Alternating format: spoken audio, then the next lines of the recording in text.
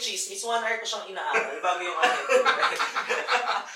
sobrang dami, pero I think pinaka-worst na narinig ko, hindi na pumapasok yung ahente kasi nakipagtalik.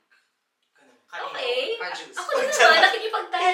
Akala ko dahil Nakipagtanan pala! sabi ko talik. Magulo. Yung sinabi ko nakipagtalik, pero yung iniisip ko, sinama sa bahay. Nakipagtanan. Tapos ang nakakalungkot, yung nanay tumatawag dun sa TL, tapos nagsisend ng email sa company na baka pwedeng makausap yung anak. Kasi yung anak nagtatrabaho, dahil work from home, sinama lahat ng equipment dun sa bahay nung jowa. Oh, breadwinner to. So nakaka-relate ako kasi breadwinner. So parang yung Akala ko nanay, nagtalig, wala kaya na rin nakarelate. makakuha ng support. Pero